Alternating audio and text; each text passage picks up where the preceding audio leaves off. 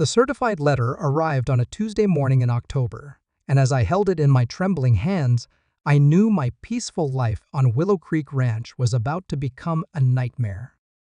Inside was a legal demand from someone I'd never met, a woman named Patricia Henley, the newly elected president of Meadowbrook Heights, HOA, ordering me to surrender the keys to my family's private ranch gate that had stood on our property for 47 years.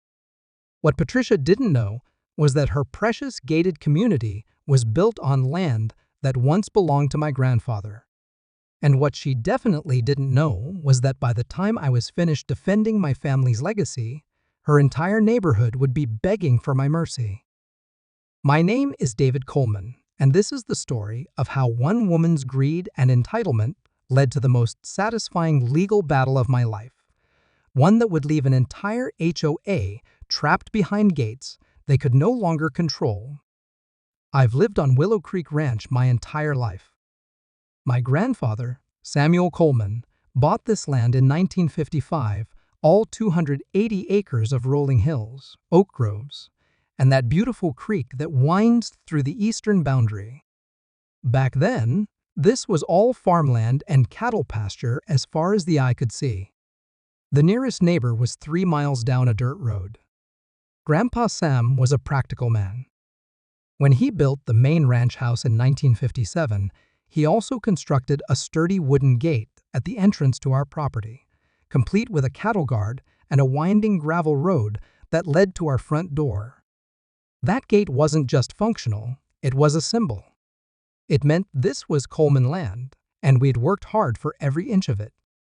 I remember being 8 years old, standing on the bottom rail of that gate, while Grandpa taught me how to work the heavy chain and padlock. "David," he'd say in that gravelly voice of his, "this gate represents something important. It's not just about keeping the cattle in, it's about keeping what's ours protected. Family land is sacred." When I inherited the ranch after Dad passed in 2018, I maintained everything exactly as it had always been.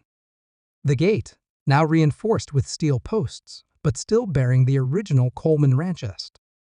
1955 sign stood as proudly as ever. I ran a small cattle operation, nothing fancy, just enough to keep the land healthy and honor the family tradition. But somewhere along the way, the world around me started changing. In 2019, a development company called Pinnacle Properties purchased the 150 acres adjacent to my southern boundary. Within 2 years, they'd built Meadowbrook Heights, a luxury gated community with 43 custom homes, each worth between $800,000 and $1.2 million. Now, here's where things get interesting, and where Patricia Henley first enters our story. The developers at Pinnacle were clever, too clever, as it turned out. When they designed Meadowbrook Heights, they wanted to create an exclusive, secluded feeling for their wealthy buyers. So instead of connecting their community directly to the main county road, they built their development with a single access point that connected to Willow Creek Lane, the private road that had served my family's ranch for decades. You see, my grandfather's original property extended much further south than the current ranch boundaries. Over the years, the family had sold off parcels here and there, but we'd always retained an easement for Willow Creek Lane, which was the only practical way to access our property. When Pinnacle bought their land, they inherited that easement, meaning they had the legal right to use our road, but they didn't own it. At first, this arrangement worked fine. The construction crews used the road during the day, and I rarely saw them since I was usually working the cattle in the northern pastures. The occasional delivery truck or real estate agent didn't bother me. I figured once the development was complete, there might be a little more traffic, but nothing I couldn't handle. What I didn't anticipate was Patricia Henley. Patricia moved into 1247 Meadowbrook Circle in June 2023, a sprawling Mediterranean-style mansion with a circular driveway and enough marble to build a courthouse. She was a retired pharmaceutical executive from Dallas, recently divorced, with grown children who rarely visited.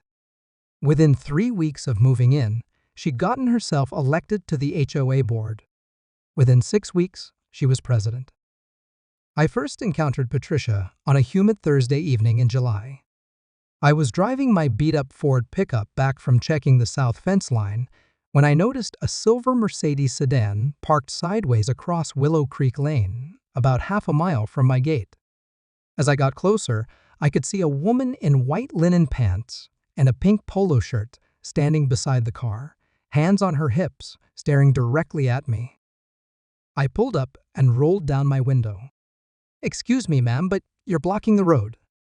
Patricia Henley was in her early 60s, with perfectly styled blonde hair and the kind of deep tan that came from poolside hours, not honest work. She wore oversized sunglasses, despite the approaching sunset, and her lips were pursed in what I would later recognize as her signature expression of disapproval. "Are you David Coleman?" she asked, ignoring my polite request to move her car. "Yes, ma'am, I am. I'm Patricia Henley, president of the Meadowbrook Heights Homeowners Association. I need to speak with you about your situation." I turned off my engine. Something in her tone told me this wasn't going to be a quick conversation. "What situation would that be?" "Your gate," she said, gesturing toward my property entrance, which was visible in the distance. "It's creating security concerns for our community. My residents are concerned about unauthorized access to their neighborhood."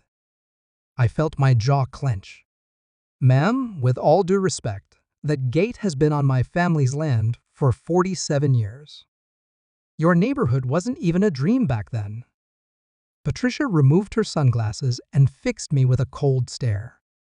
"Mr. Coleman, I understand this might be an adjustment for you, but times change. We have 43 families who've invested significant money in Meadowbrook Heights, specifically because they were promised a secure, controlled community. Your gate undermines that security." "How exactly does my gate on my property undermine your security?" "Anyone could use your gate to access Willow Creek Lane and then enter our community. We need to control all access points to maintain property values and resident safety." I took a deep breath, trying to keep my voice level. "Ma'am, Willow Creek Lane is my family's private road. You folks have an easement to use it, but it's still our road. My gate controls access to my ranch, not to your community." Patricia's smile was as cold as her stare. "That's where you're mistaken, Mr. Coleman. I've done my research. Willow Creek Lane serves as the primary access route to a residential community of 43 homes. That makes it, functionally, a community road. And community roads require community oversight." I could feel my temper rising, but I forced myself to stay calm. "I think you might want to review your property records, Mrs. Henley. That road has been in my family since 1955. Records can be complicated," she said, putting her sunglasses back on. "What matters is the current situation. I'm prepared to offer you a reasonable solution." "I'm listening." "The HOA is willing to purchase your gate and assume responsibility for controlling access to Willow Creek Lane. We'll install a proper electronic gate system with access cards for residents and authorized personnel. You'll receive an access card, of course, but all entry to the lane will be managed by our security protocols." I stared at her for a long moment. "You want to buy my gate?" "We want to buy your gate and assume control of access management for the road.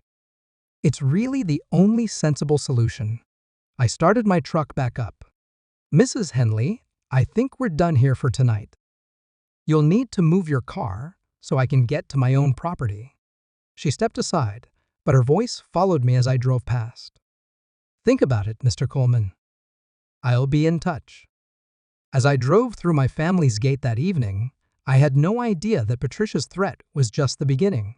What I was about to discover would shake me to my core and set in motion a chain of events that would turn her own tactics against her in ways she never could have imagined.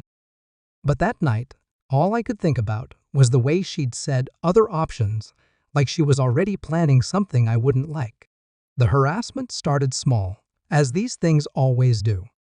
3 days after my encounter with Patricia, I found a manila envelope tucked under my gate with no return address. Inside was a photocopied article about property rights Vs. Community safety with certain passages highlighted in yellow marker. Clipped to it was a handwritten note on Meadowbrook Heights HOA letterhead. Thought you might find this educational. P.H. I threw it in the trash and went about my business. But Patricia Henley was just getting started. The next week, I came home from a cattle auction to find a Meadowbrook Heights security guard parked outside my gate. He was a young man, couldn't have been more than 25, wearing a uniform that looked like it came from a Halloween store. When I pulled up, he got out of his car and walked over to my truck. "Excuse me, sir, I need to see some identification." I laughed out loud. "Son, this is my property. I don't need to show you anything." The kid looked nervous, like he knew he was in over his head, but had been given orders he didn't want to follow. "Ma'am?" "Oh," Mrs. Henley said. "I needed to log everyone who uses this road for security purposes." "Mrs. Henley doesn't have authority over my private property," I said, trying to keep my voice gentle since the kid was obviously just following orders. "You can tell her," I said, "she needs to mind her own business." But the security theater continued. Over the next 2 weeks, I'd come home to find different guards posted near my gate, sometimes with cameras, always asking for identification I wasn't required to provide. It was harassment, plain and simple. But it was also clever. Technically, they were staying on the public easement, not actually on my property. Then came the letters. The first official letter arrived on a Monday in August, this time via certified mail. It was from something called the Meadowbrook Heights Legal Committee, which I suspected was just Patricia, and maybe one other board member with a law degree. The letter was full of legal-sounding language about shared access responsibilities and community security obligations. But the bottom line was clear. They wanted me to provide them with a copy of my gate key and submit to their access control protocols. I called my attorney, James Morrison, whom I'd known since high school. James had handled Dad's estate and various ranch business over the years. He was a straight shooter who specialized in property law and had little patience for HOA nonsense. "David," he said after reviewing the letter, "this is complete garbage. They have no legal authority to demand access to your private gate or control of your family's road. The easement grants them passage rights, nothing more. So I just ignore them?" "For now, yes. But document everything." I have a feeling this Patricia Henley isn't going to give up easily. James was right.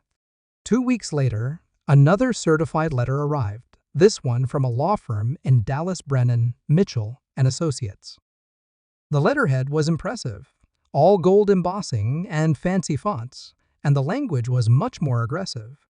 They claimed I was interfering with community access rights and creating security vulnerabilities that endangered residents. They demanded I provide gate access within 30 days or face legal action. I called James again. This time, his tone was more serious. "David, they're escalating. Brennan, Mitchell, is a real firm. They specialize in property disputes and HOA enforcement. Patricia must be spending serious money to hire them." What does that mean for me?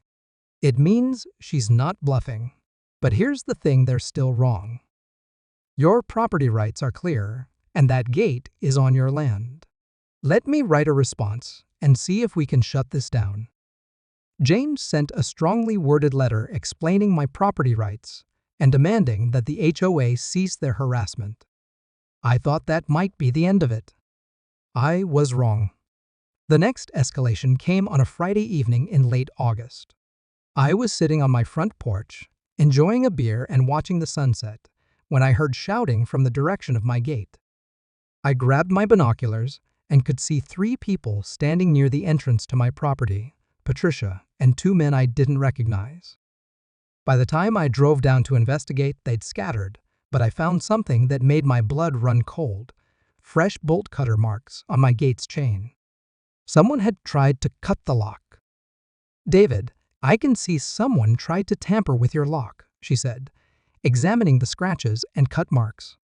"But without witnesses or security cameras, it's going to be hard to prove who did it." Deputy Martinez nodded sympathetically. "I've been getting more calls about HOA disputes lately. These things can get ugly fast. My advice? Install some security cameras and document everything. Keep calling us if they trespass or damage your property." That night, I couldn't sleep. The idea that someone had tried to cut their way onto my family's land felt like a violation I couldn't shake. This wasn't just about a gate anymore. It was about Patricia Henley trying to take something that belonged to my family for nearly half a century. The weekend brought a brief respite, but Monday morning delivered another blow. I found a notice from the county planning office in my mailbox. Someone had filed a complaint about unpermitted road usage and potential zoning violations related to Willow Creek Lane. Who filed the complaint? Sandra checked the paperwork.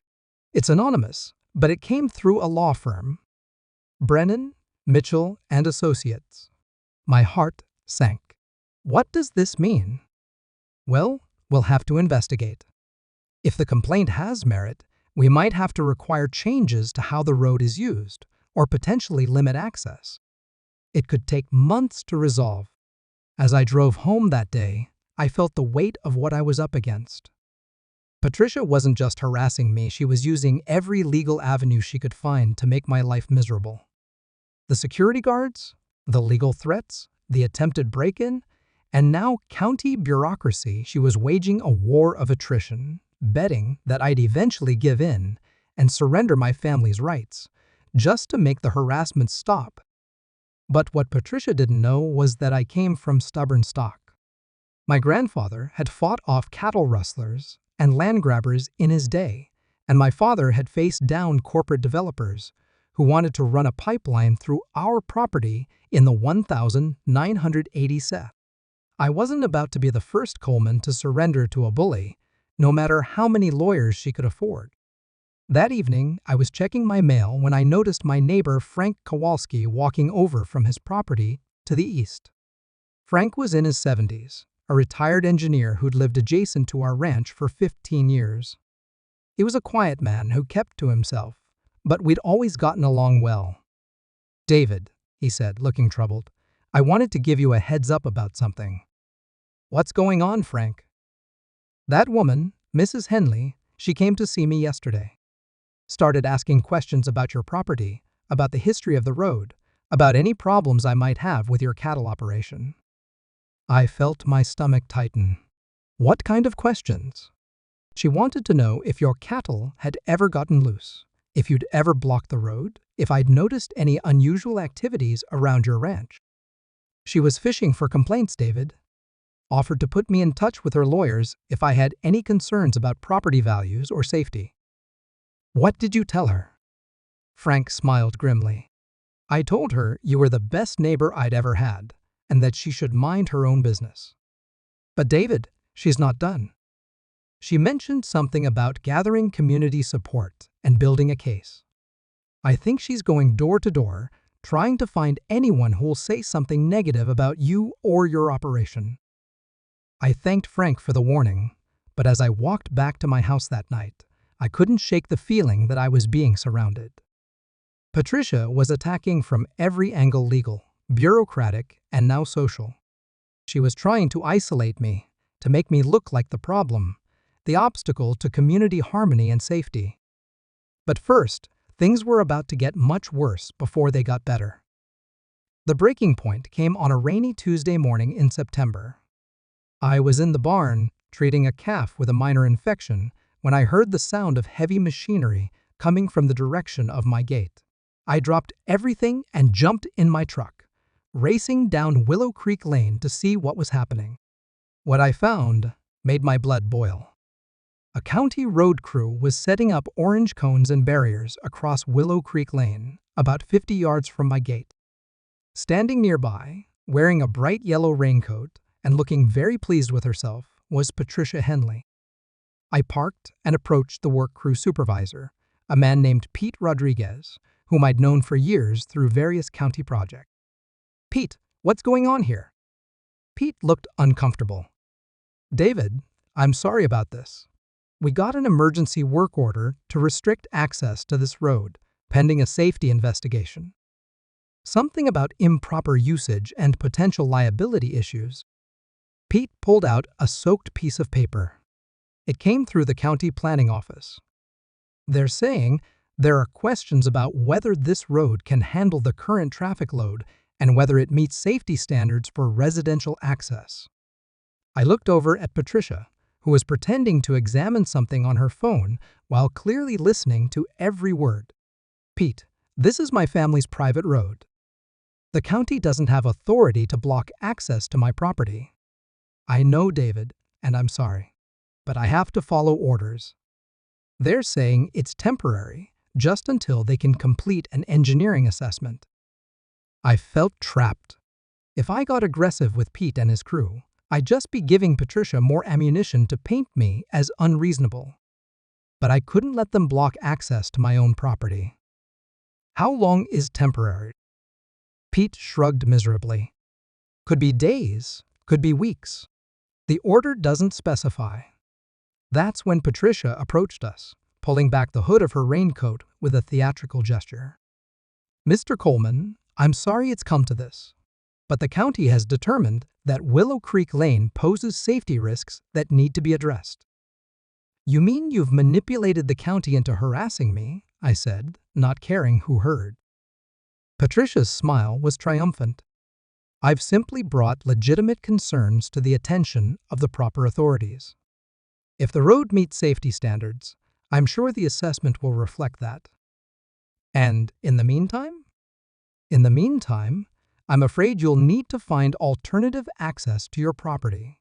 I believe there's an old farm road that connects to Highway 45 on the northern edge of your land." She was right, but that road was barely more than a cattle trail, unpaved and nearly impassable after heavy rain. Using it regularly would mean a 15-mile detour just to reach my own house. "Mrs. Henley," I said, trying to keep my voice steady, "you're making a big mistake." "Am I?" she replied. "Because from where I stand, Mr. Coleman, you're the one who's been making mistakes. Refusing to cooperate with community safety initiatives, ignoring legal communications, disrupting the peaceful enjoyment of a residential neighborhood. Perhaps this will help you reconsider your position." As I drove home via the muddy northern route that afternoon, I felt defeated for the first time since this whole nightmare began. Patricia had outmaneuvered me at every turn. She'd used the system against me, turning my own county government into a weapon to isolate me from my property. That evening, I called James Morrison and explained what had happened. "David, this is serious. If they can tie up your primary access route indefinitely, they can effectively force you to negotiate. It's economic warfare. So what do I do? Let me see what I can find out. In the meantime, I think it's time we did some deep research into the history of this property dispute. Patricia Henley is playing hardball, which means we need to be absolutely certain of every legal detail." James was quiet for a moment. "David, I want you to gather every document you have related to your family's ownership of this land. Deeds, surveys, easement agreements, anything that shows the history of Willow Creek Lane. There might be something we're missing." The next 3 days were frustrating beyond belief. Every trip to and from my ranch required the long detour through muddy back roads. The county work crew maintained their barriers, and Patricia made a point of driving past my blocked gates several times a day, always slowing down to inspect their handiwork. But on Friday afternoon, something happened that changed everything. I was in Dad's old office, going through boxes of family papers as James had suggested, when I found a folder I'd never paid attention to before. It was labeled Original Land Purchase, 1955 in my grandfather's careful handwriting. Inside were the original deed documents, survey maps, and correspondence related to Grandpa Sam's purchase of the ranch. Most of it was routine legal paperwork, but one document made me sit up straight. It was a letter from the county surveyor, dated March 15, 1955, addressed to my grandfather. The letter was yellowed with age, but the text was clear. Mr. Coleman, per your request, I have completed a survey of the property known as Lot 47, Section 12, Township 8 North. Please note that the access road you have constructed, Willow Creek Lane, extends beyond your property boundary by approximately 200 feet at the southern terminus. This portion of the road crosses county-owned right-of-way land. While this presents no immediate legal issue, you may wish to formalize this usage through an easement agreement with the county. Should the county ever need to reclaim this land for public use, proper notification would be required. I read the letter 3 times before the full implications hit me. According to this 1955 survey, the southern end of Willow Creek Lane, the part that connected to what was now Meadowbrook Heights, wasn't on my family's property at all. It was on county land that my grandfather had been using informally for nearly 70 years. I called James immediately. James, I found something. I think Patricia may have made a huge legal error. I read him the surveyor's letter over the phone. There was a long silence. That weekend crawled by. I couldn't stop thinking about the implications of what I'd discovered. If Patricia and Meadowbrook Heights were accessing their community through county land, they should have had proper agreements with the county, not just my family. And if they didn't have those agreements... Monday morning, James and I spent 4 hours at the county courthouse, pulling records and examining surveys. What we found was better than I'd dared hope. The county had no record of any formal agreement with Pinnacle Properties or Meadowbrook Heights for use of the county right-of-way. When the development was built, Pinnacle had apparently assumed that their easement agreement with my family covered the entire length of Willow Creek Lane. They never realized that the southern portion of the road crossed county land. More importantly, we discovered that the county had recently updated their land use policies. Any new usage of county right-of-way land for private development access now required formal permitting and environmental impact assessments. David, James said, grinning for the first time in weeks, Patricia Henley has been so focused on attacking your property rights that she never verified her own community's legal access. Meadowbrook Heights may be in violation of county land use regulations. What does that mean? It means we're about to turn the tables. If Patricia wants to play legal hardball, she just gave us the perfect pitch to hit out of the park. But as we left the courthouse that afternoon, I noticed James looked troubled despite our discovery. What's wrong? I asked. David, this is great leverage, but it's also nuclear. If we push this too hard, the county might decide the simplest solution is to shut down access to Willow Creek Lane entirely for everyone. That would hurt you too. So what do you suggest? James smiled grimly. We're going to give Patricia Henley exactly what she asked for. We're going to make sure the county takes control of access to Willow Creek Lane.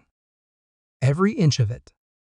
I had no idea what he meant, but I was about to learn that my mild-mannered attorney had a devious streak I'd never suspected.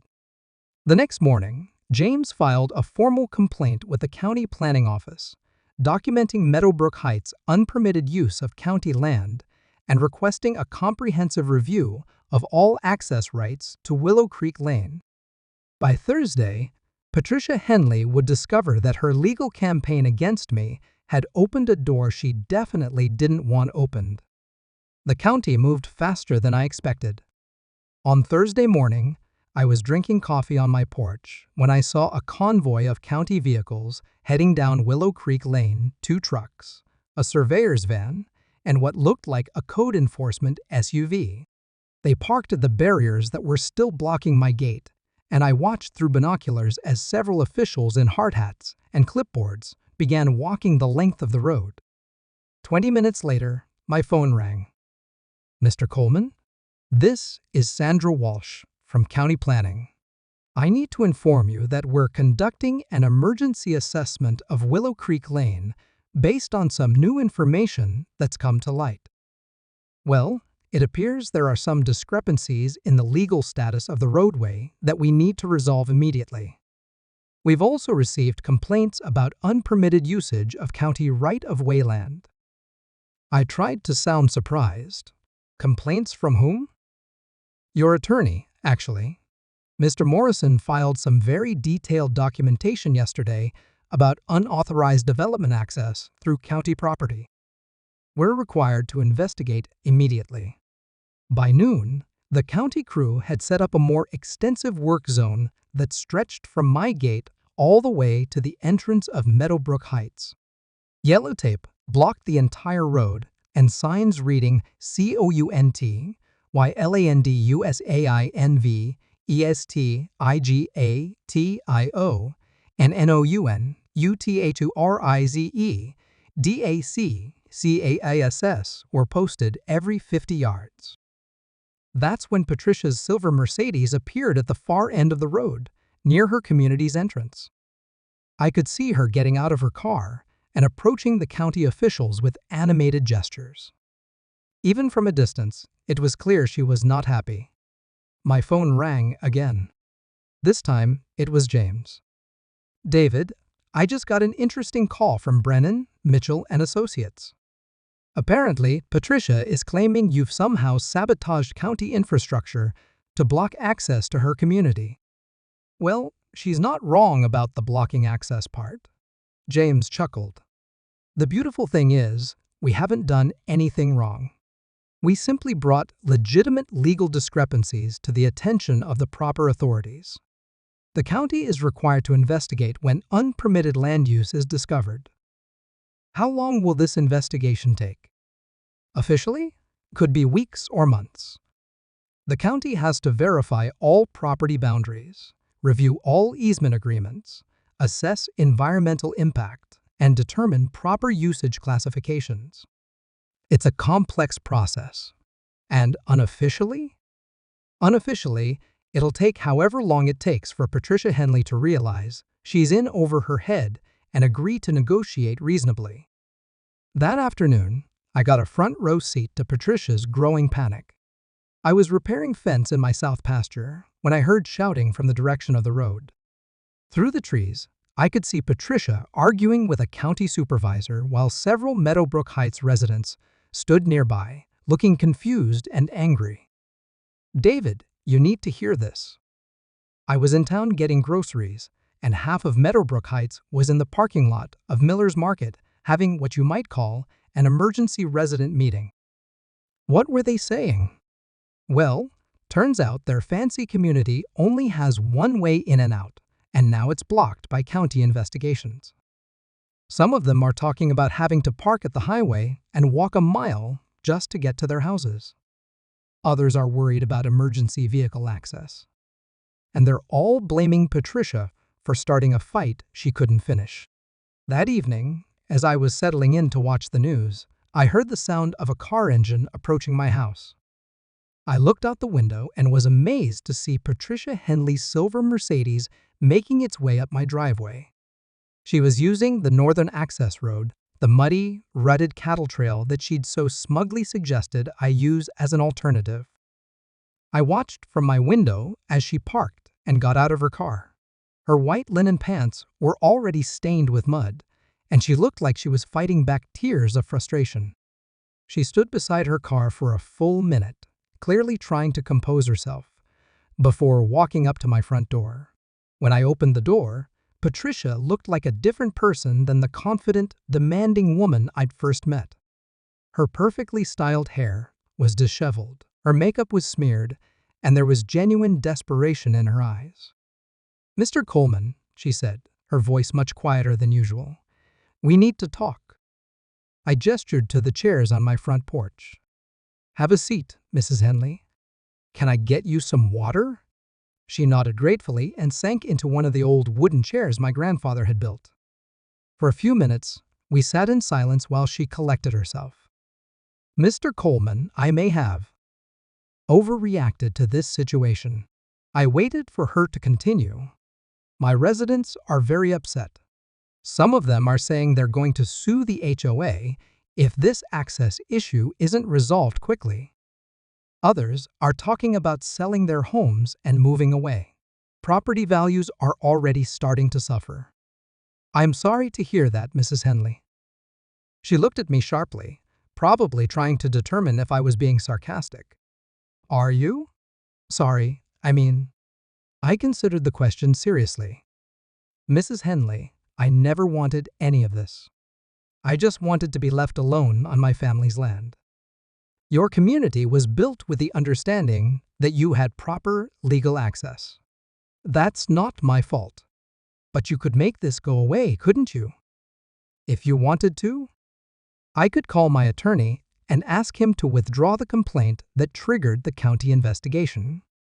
But that wouldn't solve the underlying legal issues with your community's access rights." Patricia was quiet for a long moment. "What would it take?" "For what?" "For you to make this go away. For us to find a solution that works for everyone." I looked out across my pastures, where my cattle were settling in for the evening. The sun was setting behind the oak grove where I'd played as a child, and for a moment, I felt the weight of all the Coleman family history on this land. "Mrs. Henley, a month ago, you demanded that I give you keys to my family's gate and submit to your community's control. You sent lawyers after me, harassed me with security guards, tried to break into my property, and manipulated county bureaucrats into blocking my access to my own land. You did all of that because you decided my rights were less important than your convenience." Patricia's face flushed. "I was trying to protect my community's investment and safety." "No, ma'am. You were trying to control something that didn't belong to you. And now you're in a situation where your community might lose access entirely unless the county can sort out the legal mess that existed long before I got involved. So what do you want? Money? An apology? What?" I stood up and walked to the porch railing. "Mrs. Henley, what I want is pretty simple. I want to be left alone on my family's ranch. I want my gate to remain my gate. And I want assurance that you and your HOA will never again try to control access or interfere with my property rights."